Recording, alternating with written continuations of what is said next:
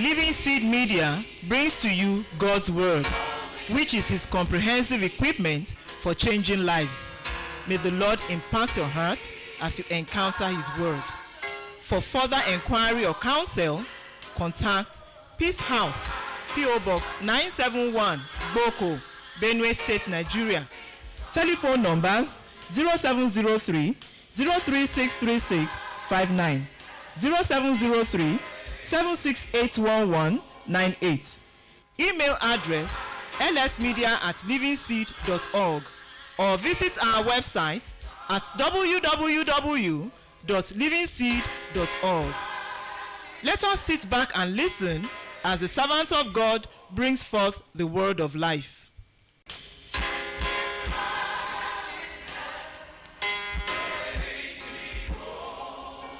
Nehemiah 5:1-11. 5-11. Then I said, Lord, the God of heaven, the great and awesome God, who keeps his covenant of love with those who love him and keep his commandments, let your ear be attentive and your eyes open to hear the prayer your servant is praying before you day and night for your servants, the people of Israel. I confess the sins we Israelites, including myself and my father's family, have committed against you. We have acted very wickedly towards you.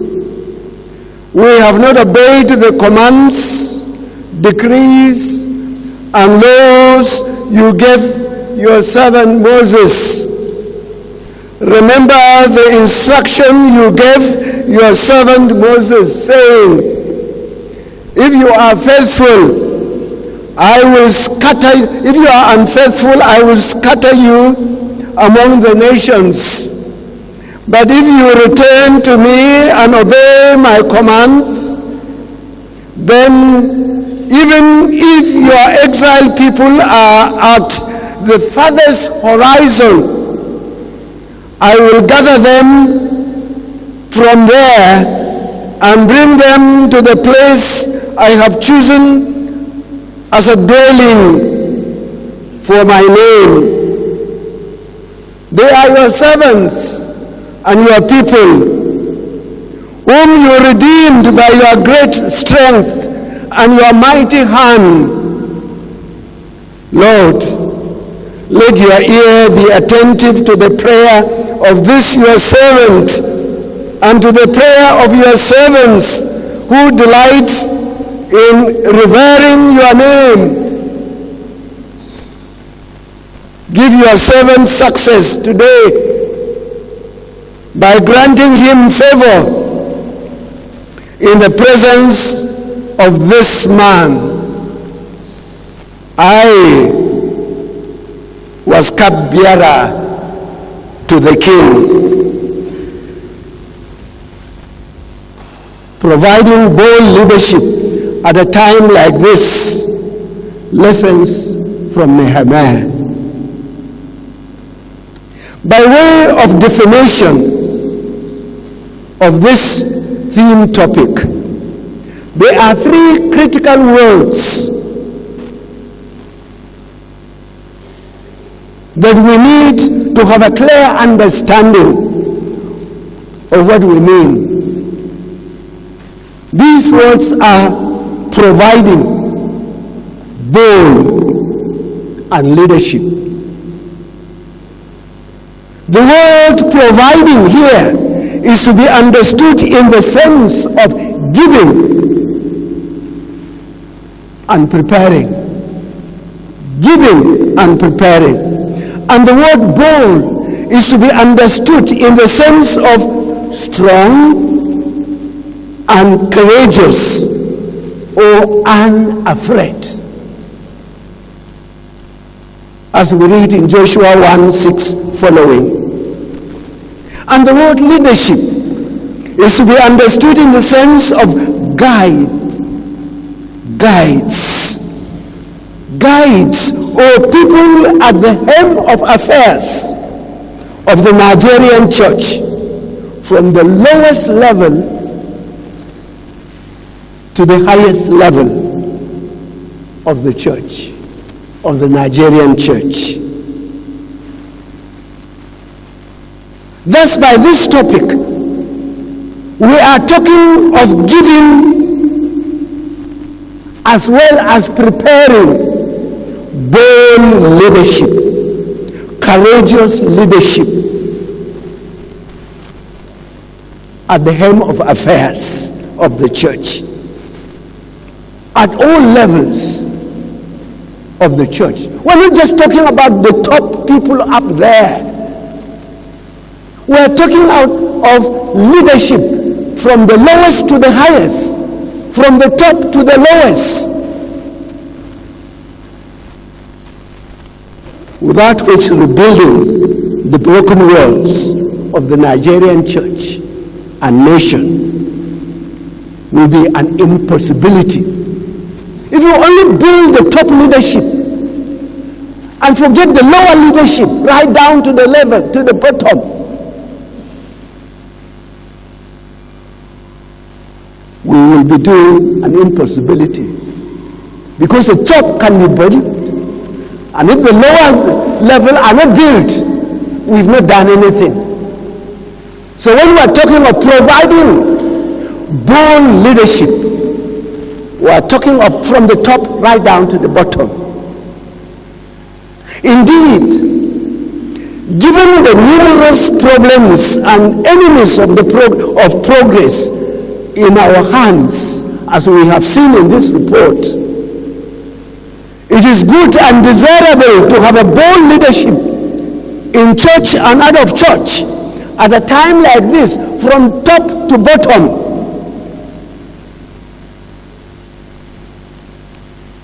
Without which we will all be consumed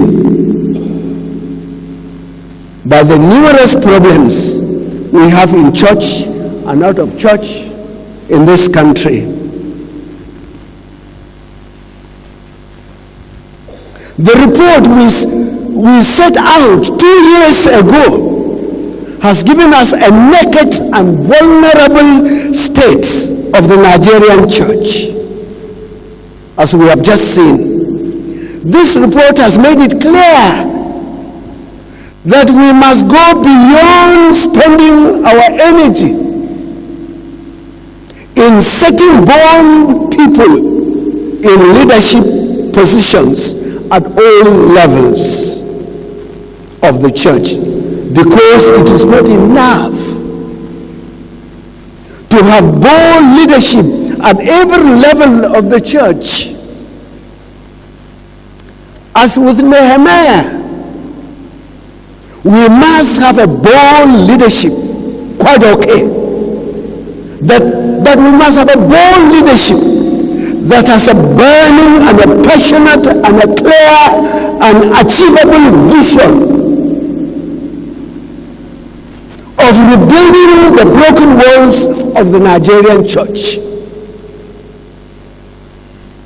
that this report has given us a picture of. It's not the church is going to be destroyed. The church is already destroyed, both outside and inside. We are more guilty of destroying the church, the Nigerian church, than Muslims. I think this report is clear about that we have a hand, we leaders have a hand in destroying the church far more than Muslims have done to the church. This report has testified that. And if we do not come to terms with that, then something is wrong. Then we are going to destroy the church, or we have destroyed the church already. What Muslims are doing now, what the leadership in the country is doing now, is as a result of our destroying the church. They have the guts to do it because they already know we are dead already. We are destroyed already. Ganimane suna chi yanzu, to use a Hausa language. What they are doing is they are only getting the booty of what we have done to ourselves.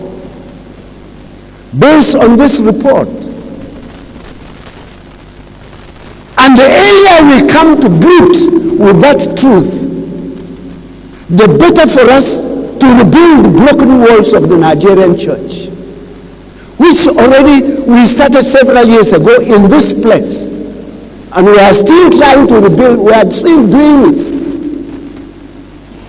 and the earlier we accept that, the better. And so we must have a vision. And the vision is rebuilding the broken Nigerian church. Just as Nehemiah envisioned rebuilding the Jerusalem walls. And not only a vision, alongside boldness to build the walls. But as with Nehemiah, such a leadership at all levels must also have a workable mission, a workable task put in place to achieve that vision, which already we are doing, and that's a good thing about what we are doing right now. And alongside boldness, alongside vision, alongside the task put in place to achieve this vision of rebuilding the broken Nigerian church,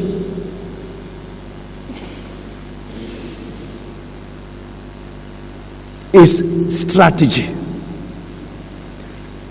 Alongside boldness, alongside vision, alongside tasks to be done, we must also have a strategy put in place so as to help overcome the foreseeable and the unforeseeable problems that may stand on our way to achieving the vision in the long run. And the good thing is that we are doing it. And we need to be aware of that as well. We are already doing it here. And that's why those of us from the apex leadership of the church must accept what we are doing here in Peace House.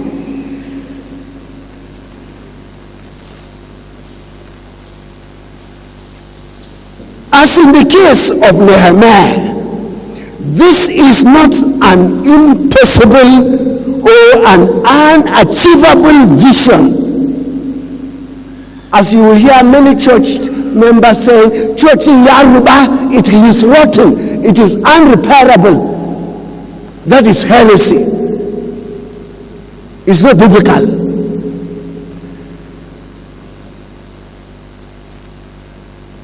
It's not biblical. It is achievable. Although we have sinned, although we have gone so bad in the church, especially those of us that are church, we can achieve, we can be healed, we can be revived. And that's why we are all here. And it is great that we are here to consider the state of the church. And the response that has been coming is very encouraging. From the contributions you have made is very encouraging. That gives hope. So we don't have to humiliate ourselves to the extent that we are crippled to no action.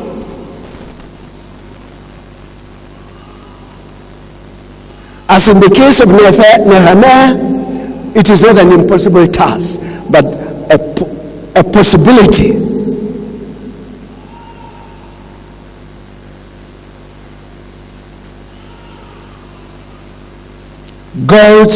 This is God's project, with whom there is no impossibility. Taking our lesson from Nehemiah, by providing a bold leadership of this nature, with a clear vision, a clear task to be done, and a clear strategy at a time like this,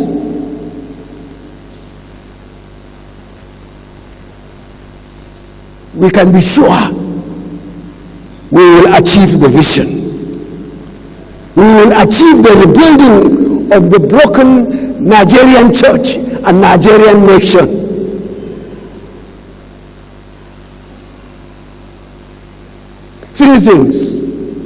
Three things we should take to heart. Who to give? Who to prepare such bold leadership? Nehemiah chapter 1 verses 1 to chapter 2 verse 10 talks about that. Makes that very clear. Who to give such bold leadership? Who to prepare such bold leadership?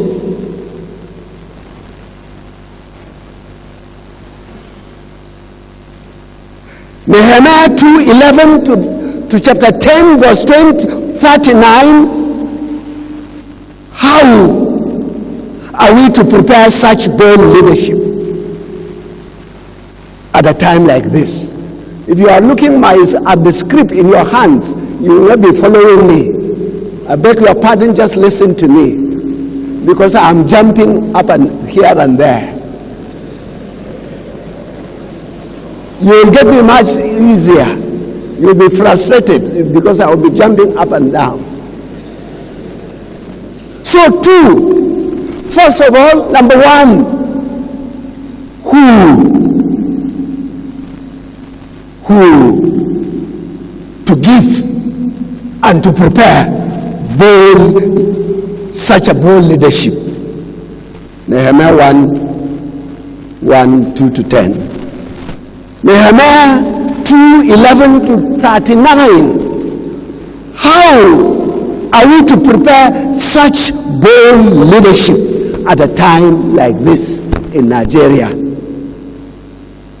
3. Nehemiah 11 to 13. What is the end result of providing such bold leadership?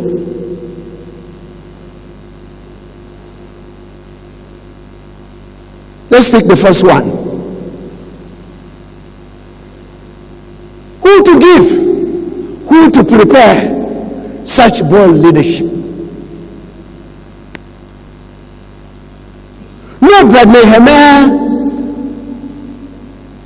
was a bold leader despite his status, despite his origin, despite his environment, in providing a bold leadership at a time like this.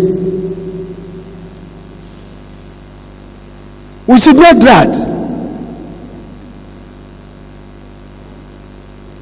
Nehemiah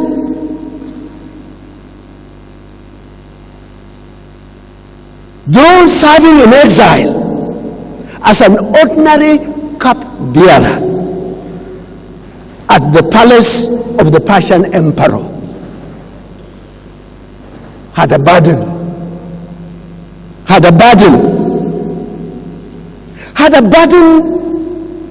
for the remnant in Jerusalem, had a burden for the broken walls of Jerusalem. Though a cupbearer, a slave, an exiled person in a foreign land, he did not belong to the leadership of the Israelites, but he had a burden. He had a burden for the remnant in Jerusalem, had a burden for the broken walls of Jerusalem, and was desirous of doing something about it. As was the case with Nehemiah, Moses, Deborah,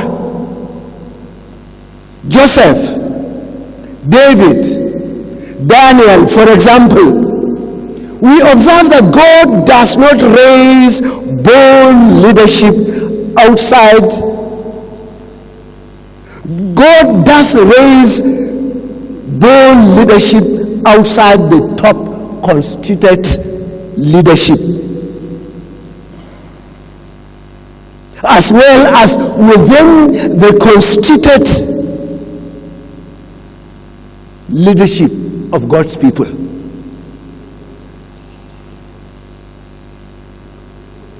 Like Joshua, he belonged to the constituted leadership because he was second in command to Moses. Solomon belonged to the constituted leadership because he was a prince. He was an heir to the throne. Amos, of course, was not one of the prophets. He came out of the blue. That's why they chased him out. I said, go back, you don't belong here. Brothers and sisters, I hear people say, why come to Boko? Why come to Boko? Who is leading Boko? He doesn't belong to the constituted church leadership. He's not ordained. He didn't go through the line of training you and I went through. So why go to him? What has he to offer? And these are theologians. These are church leaders who have read the Bible. And they forget that God does raise leaders from within the constituted leadership and outside the constituted leadership.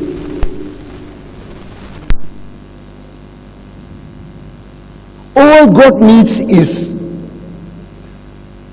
boldness, vision, mission, or task to accomplish the vision and the values that matter. God can raise from nowhere. That was why in 1972 the church fell, the revival. Because they thought these women that have not gone to Bible school, that have not done anything, they are not within the leadership of the church. Why should we listen to them? God, if this Holy Spirit is true, why did he not fill us pastors? Why did he not fill us elders? And so they threw it away as an act of the devil, forgetting that God can go outside the box to raise leaders if the church has failed as we have failed.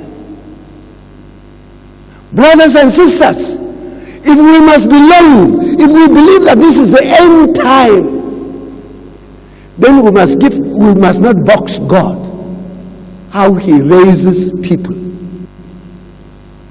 to do his work. After all, Jesus says, if you do not do it right, God is ready to cut you down and raise leaders from stones. Is that not what the word of God says? If you reverence ministers are not ready to take seriously the work of God, he is going to do without you and raise stones to do his work. Because he cannot be boxed.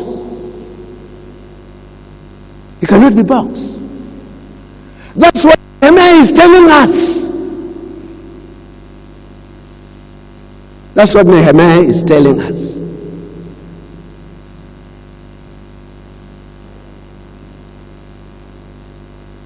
Indeed, it will take one bold man of God or woman of God in collaboration with the present leadership of the Church of God that dare to be bold, to build a just and holy system within our theological institutions that will raise a bold leadership across the length and breadth of this country, that will bring the needed change in church and out of church. Sure, God needs only one man or one woman like Governor Nehemiah of Israel of old, with a clear and achievable vision, with a clear mission and strategy to build the Nigerian church in particular and the Nigerian society at large to the benefit of all Nigerians. Like Nehemiah, Deborah, Esther. People who are transparent, people who are unconcerned about their comfort zone to bring the needed change in our Nigerian churches and Nigerian nation. Nehemiah was in a comfort zone. He needed to respond to the issue. He knew what was there in that land in Jerusalem. He knew the problem that he was going to encounter. And yet he chose to leave his comfort zone to go back home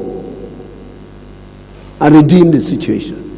Esther was in a comfort zone.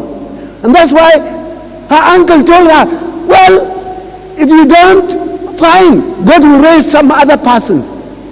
And she left that comfort zone and risked her life. All of us seated here are ministers of the gospel, one way or the other. We like comfort zones. We like comfort zones so much. Much of the struggling for leadership is because we want comfort zones. Isn't it? It's because we want comfort zone. The competition for leadership is because we want comfort zone. The competition to go further studies is not because we want to know more of God's word. It's because we want to increase our salary level and our chances for promotion.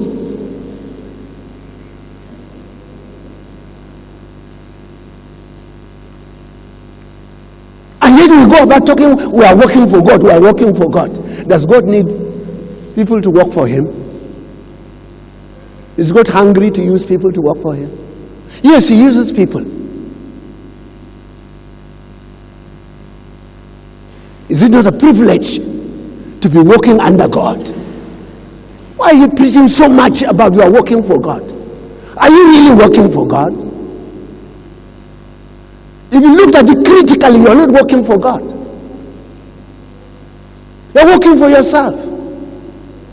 That's why you are mindful of promotion. That's why you are mindful of your salary level. That's why you are competing with each other for positions. So you are working for yourself.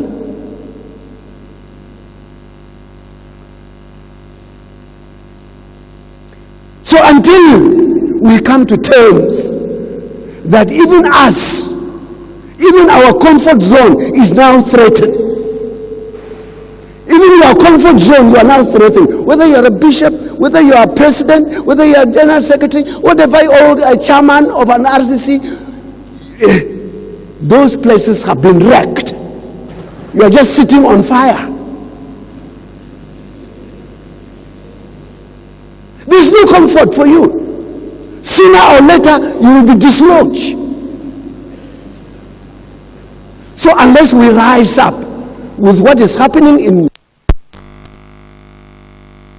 all agree with what we are doing and take it to task, there's no comfort zone.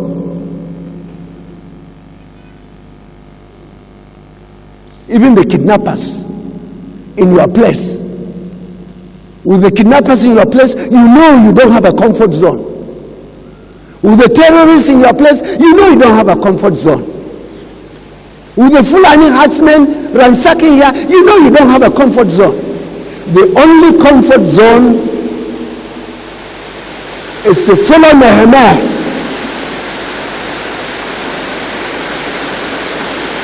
and risk that comfort zone.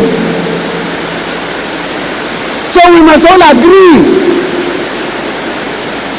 And if we agree, how are we to prepare such bold leadership at a time like this?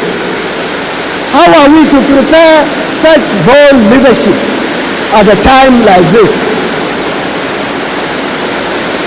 Are you hearing me? Are you hearing me? Okay. The question is, how are we to prepare a bold leadership across the breadth and length of this country?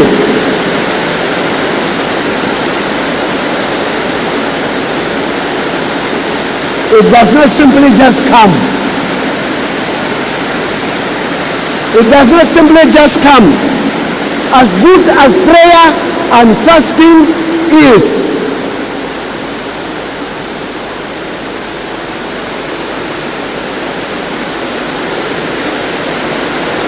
a good leadership don't just come. We must look at the example Nehemiah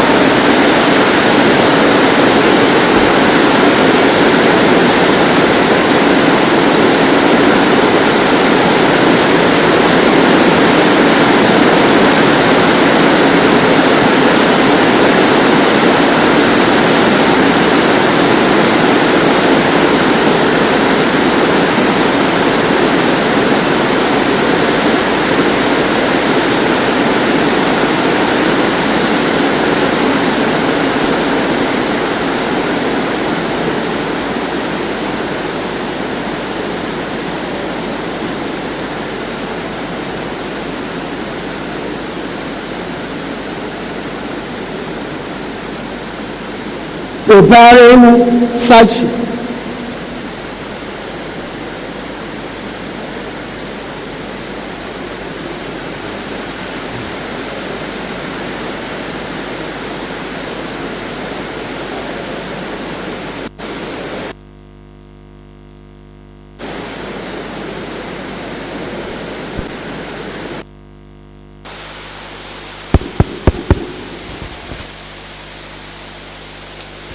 This one is working on something.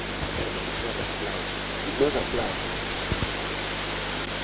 Preparing such bold leadership does not just come.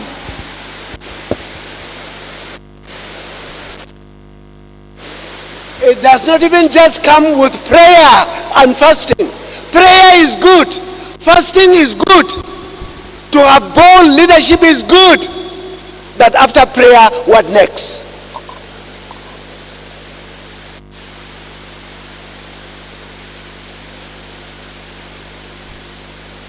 Yes, I think one of our problems is not prayer. Prayer, we have been doing it. Fasting, we have been doing it. In some churches, they do it every month. Individuals do it many times. Our prayer, our problem is the how to do things and to do it concretely after the prayer.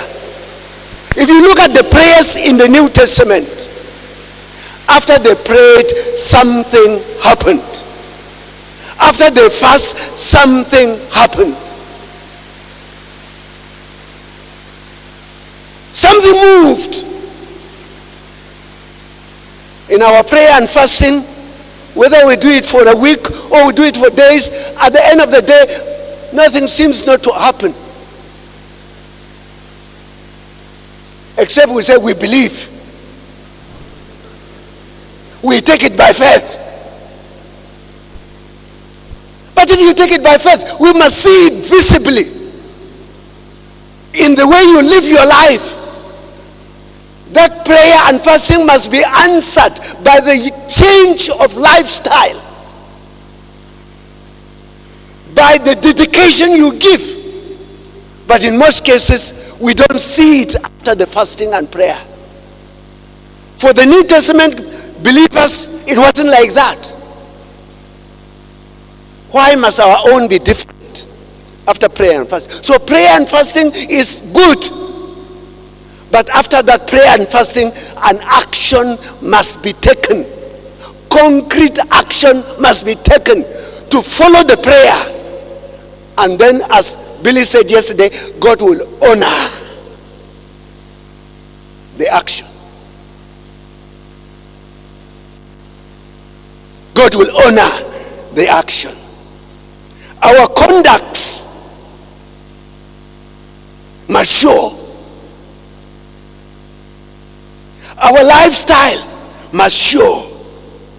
Like Nehemiah, it takes our sharing of this vision with the present leadership of the Nigerian church at all levels for the need to provide a bold leadership across the breadth and length of Nigeria, as we are doing here.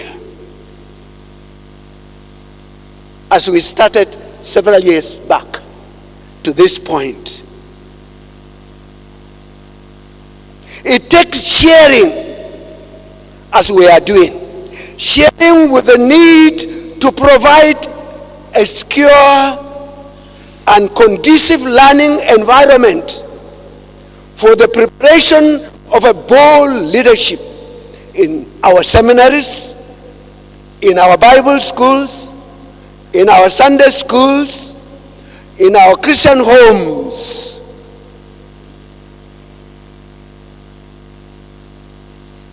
Our church leaders, our constituted church leaders already know the dilapidated infrastructures, the dilapidated curriculums and teachers in our seminaries, in our Bible schools, in our Sunday schools, and in the homes that make raising bold leadership difficult.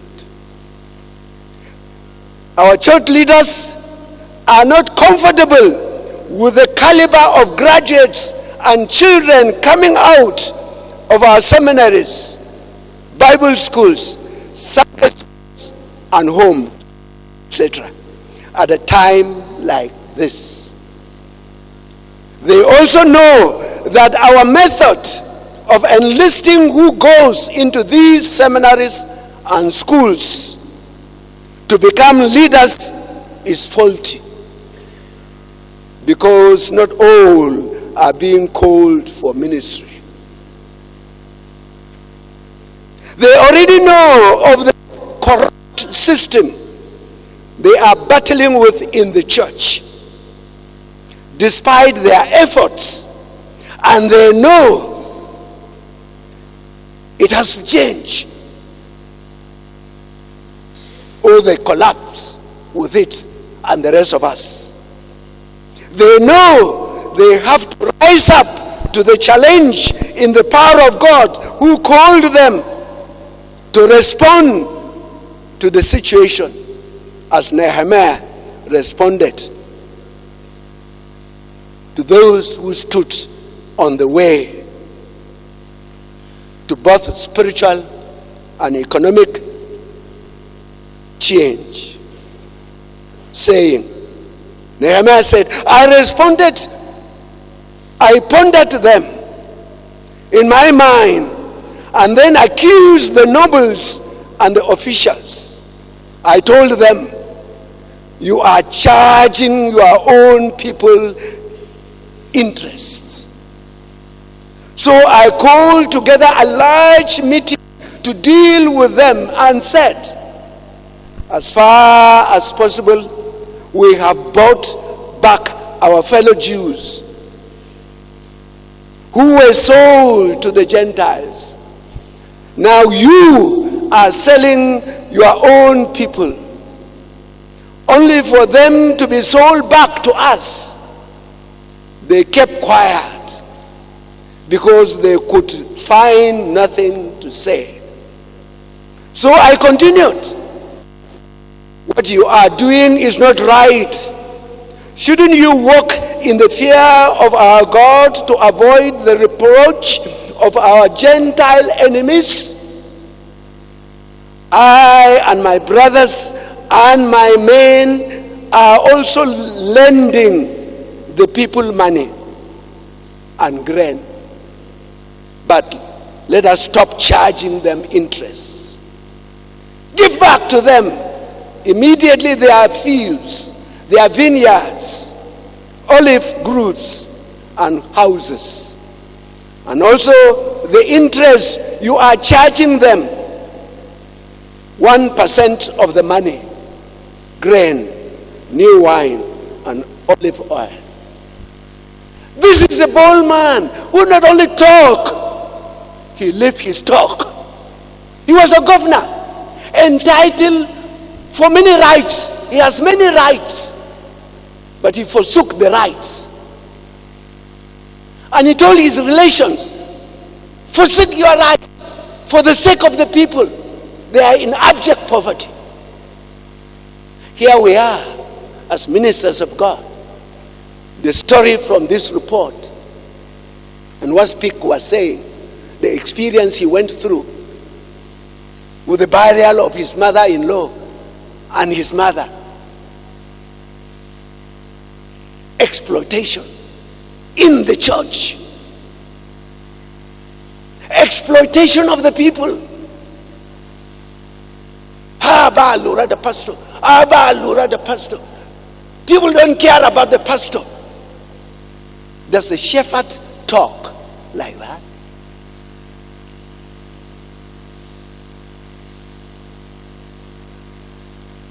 Most of you have been shepherds. The shepherd cares for the sheep, not for him, the shepherd. But today in our churches, we care about our welfare, and we talk of our rights, and we die for our rights, and some of us even leave the church for our rights, and some of us even fight for our rights.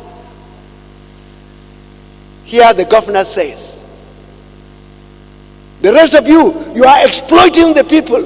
Give them back their land that you have taken, because they have nothing to eat and they have to mortgage their land.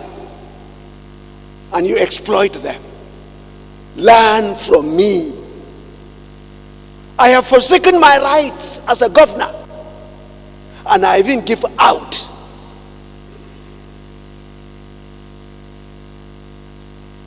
Well, what kind of a bold leader do you need? How do you prepare it? You prepare them on the ground, setting good example.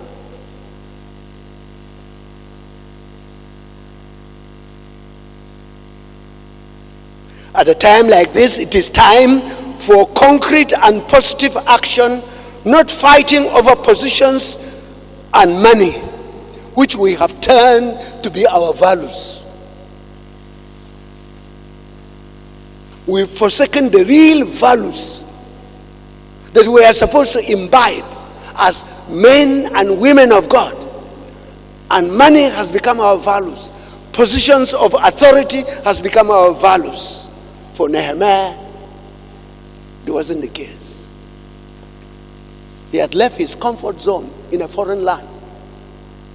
There was no way he would be fighting for his rights in a place that was already devastated. In a place he was called to be the leader. We have taken years praying in this place, on this ground, years mourning and talking over our deplorable state, the deplorable state of the Nigerian church and the Nigerian nation, which is getting worse and worse by the day, rather than improving. And therefore we must look inward and upward, and not to our tormentors, our so-called tormentors.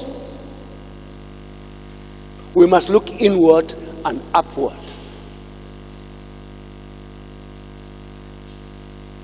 To put our house in order. And to our surprise, not only our people will be healed if we look inward and upward to God. Not only the church will be healed, but the land and the generality of Nigerians will be healed. The broken wall of the Nigerian church will be built, will be completed, and the broken wall of the Nigerian nation will be healed and will be built, as God promised in 2 Chronicles 7:14. That's the end result, brothers and sisters, holy men of God, providing such a bold leadership at a time like this is great and joyful and joyous. Nehemiah 11-13 is about the celebration of the completion of the broken wall. It's about the reformation, the economic, political reformation in the land, and the celebration that went on. But they had work. Nehemiah had prepared leadership from top to bottom. And that leadership, they had followed with him because he had shared the vision with them. They have bought the vision, and they were working with him to achieve the vision. Many of us leaders think that we can turn the church we lead just like that because we have power and authority. You have been in the church for long to know that as a leader of the church, whether it is a district, whether it is an RCC, whether it is a provincial church, whether it is a diocese, you have been in the church for long to know that no matter how bold, visionary you are, you cannot turn the church around alone. You need the train of leadership from top to bottom.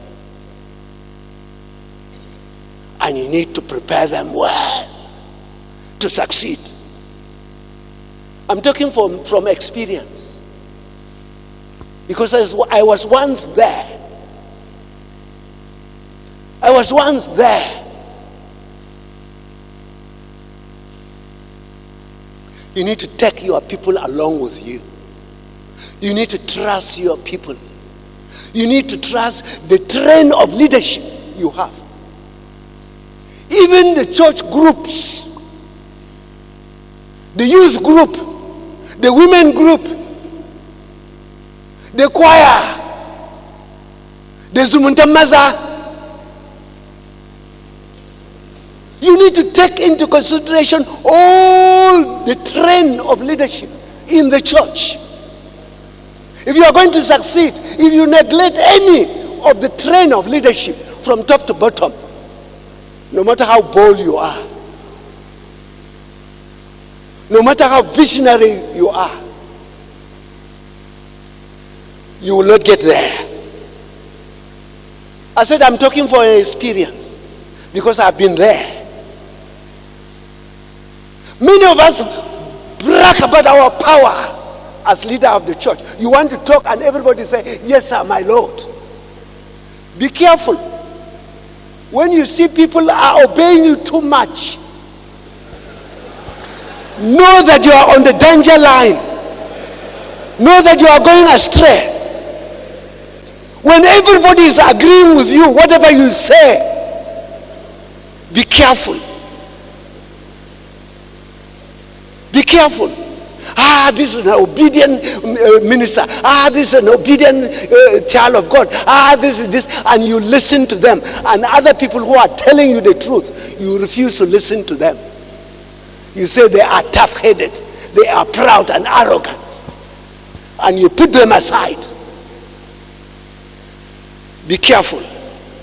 You must use all the tough-headed and the soft-headed and the obedient and the seemingly disobedient. Because you didn't bring them to the church, did you? You only ordained them. But they brought themselves. God brought them.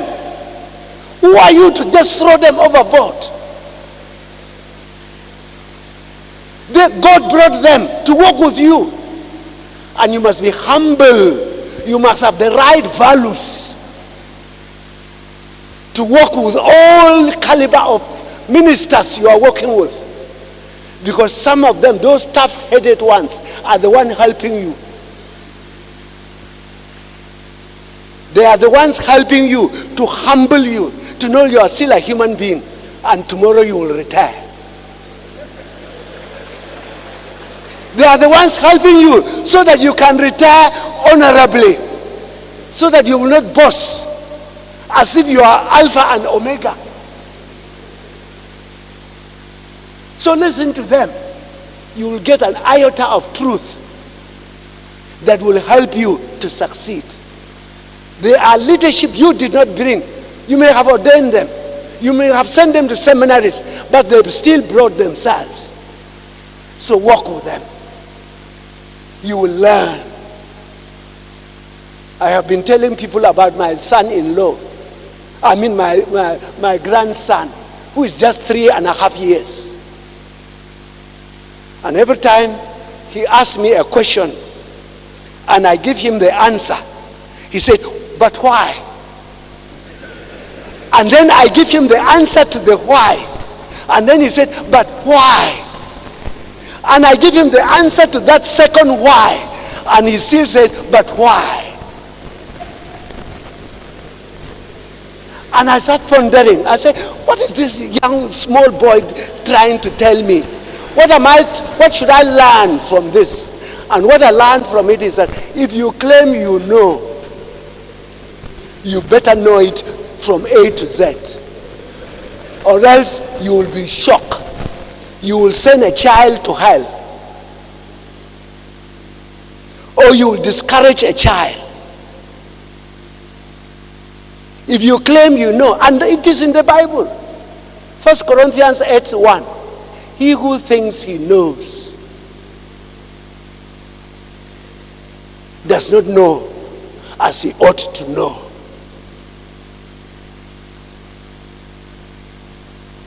Brothers and sisters, the result is enormous if we know who we are,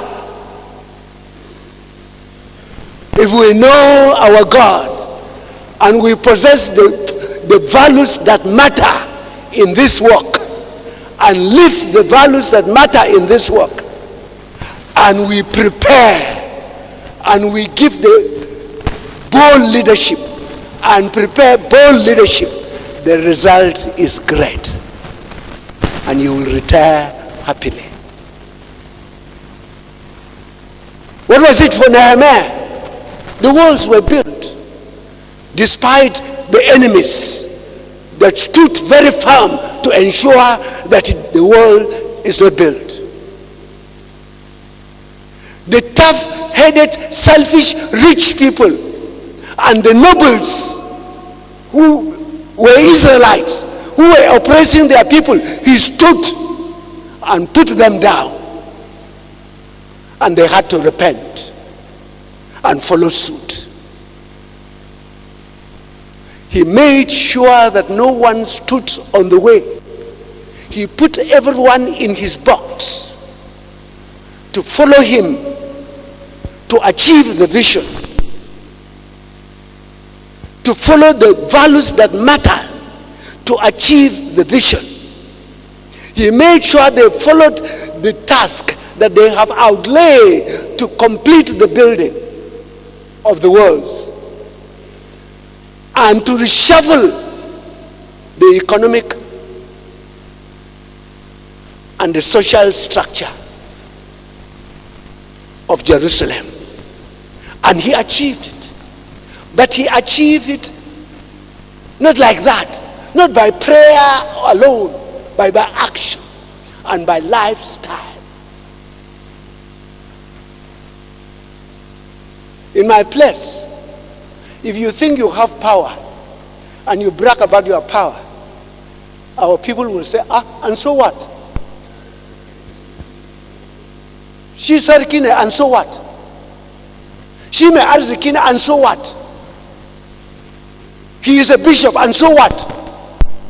A gidan shi na kwana ne. Shi yana ciyar da ni. Is he the one feeding me? What is his bishop to me? If his bishop cannot help me, if his reverend position cannot help me, what is it to me? And that is what is happening in our churches. People are trampling on the foot of reverence, are disobeying reverence. Not because they don't want to disobey, but because they are fulfilling what Matthew 5:13 says. If the saltiness is missing, what use is it? To be thrown away and trampled. They are not. This church is not respecting reverend. This church is not respecting reverend. This is not church. Will they just respect you like that? You are not doing anything to earn that respect, and you want them to respect you for what? Because you have collar. What is the collar doing to me? And that's why this report must help us to address ourselves, or else we will run out of job. And already the handwriting is in the wall. We don't want to change, but change is possible because we have been called by God. You and I, all of you have been called by God. You must listen to the caller so that he can salvage the situation, and the country will be good for it. The result was good. Nehemiah celebrated. The people celebrated because the walls were completed. The economic situation was addressed. The infrastructure was addressed. The social menace that was going on was addressed. The spiritual was addressed. Part of it jumped into Ezra because the Reformation touched every aspect of life. You are the ones that have been set to do that. As Nehemiah, he did it and he achieved it.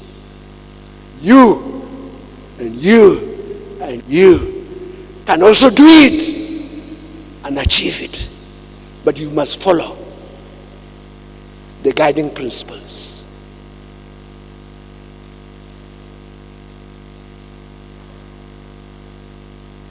God bless you.